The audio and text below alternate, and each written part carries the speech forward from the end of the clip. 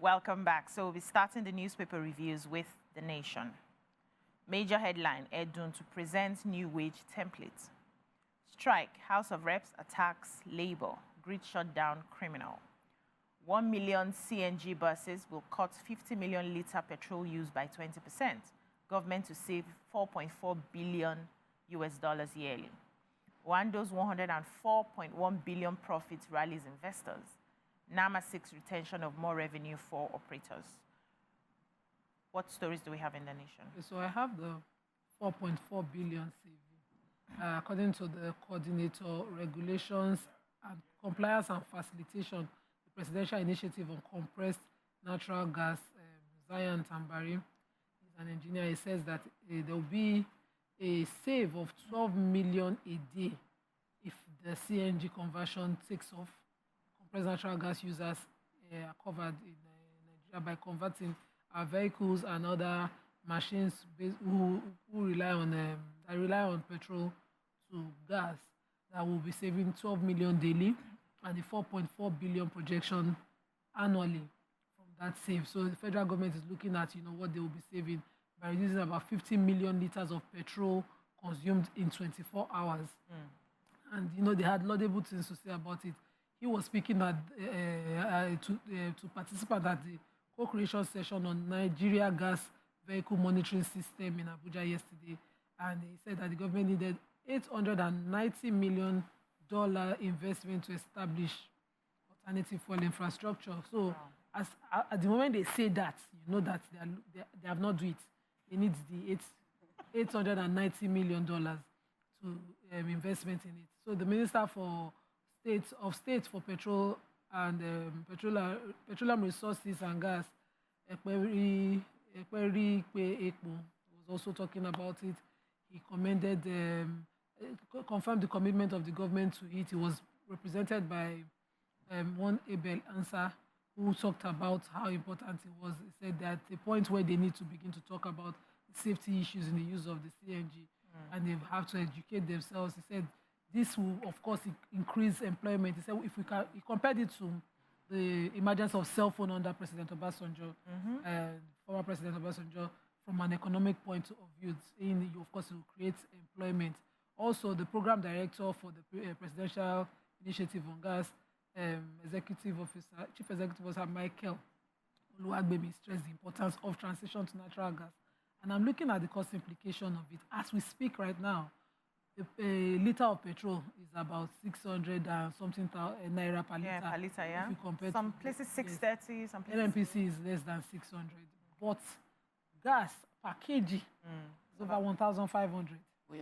No, the analysis I saw heard on radio, yes, was like 250 Naira per one...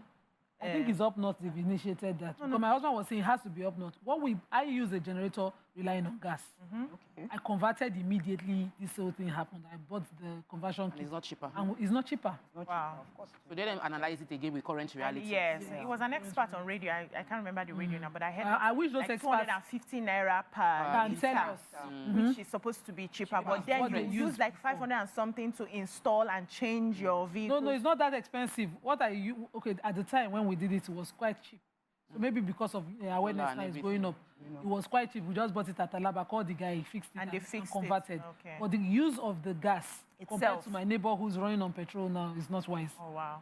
Another story, let's move on. Yes, the Speaker of the House of Representatives, Tajuddin Abbas, represented by his spokesperson, Akin Rotimi, made a statement concerning the NLC strike and said that they wanted to stop the NLC from the misinformation and that has been going out by the NLC spokesperson concerning the earnings of the House of Rep members of the National Assembly, that it is going to spark, it's going to be feeding wrong information and spark outrage in the hearts of people, but it wasn't the right information. They also said that the act of shutting down the national grid and critical infrastructure that makes the government work is like economic sabotage, and that are they trying to really solve the problems of the people or worsen the situation. The spokesperson also mentioned the fact that he finds it troubling that the leadership of the organized labor majority of whom are living above the average Nigerians, are now doing activities in the name of protecting them that is causing them more hardship over the past 2 days.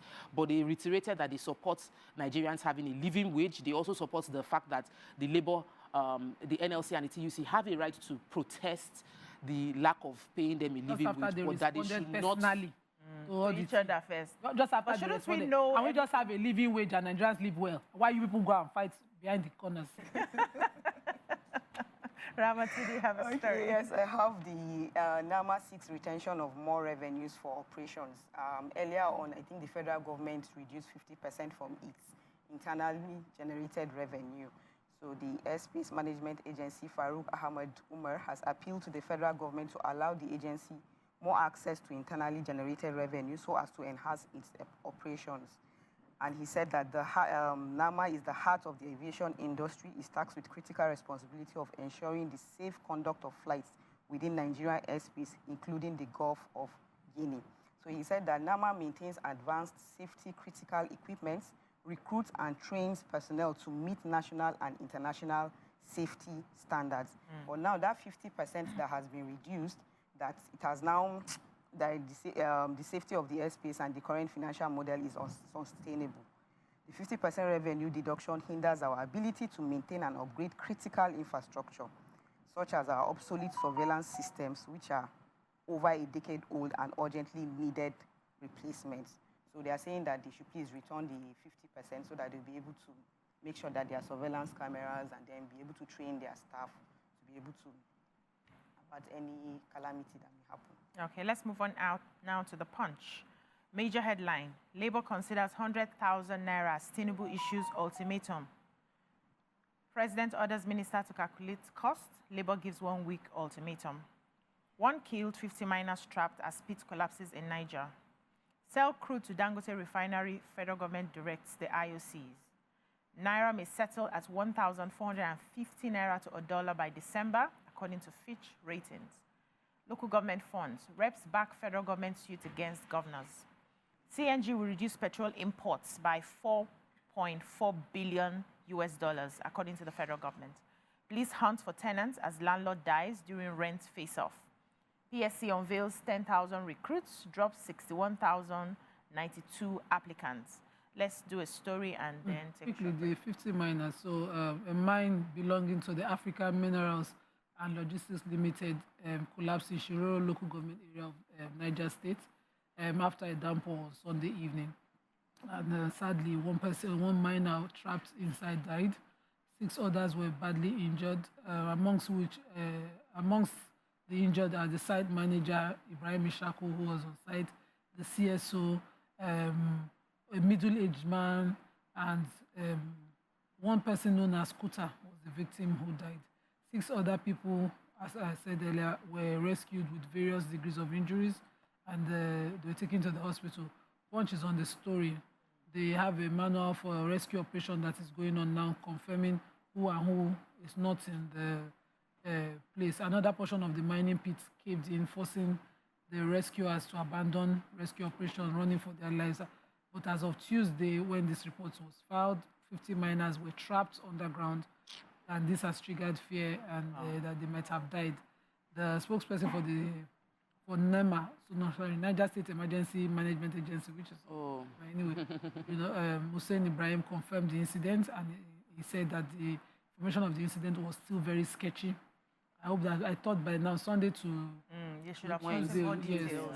Said it is due to nature, the nature of that environment, that things like that happen. But I'm hoping that they can be quick with the rescue. I also hope that the government is enforcing the fact that everybody that is on, any labourer working in the mine is a very, very risky job, and they should have a proper insurance, and if anything happens to them, their families are covered. Yeah. But in most cases, they are casual workers that we see working in those places. Sadly, they are not like Pengassan. Yeah. Let's take a breather here. When we come back, the newspaper reviews continue. Stay with us.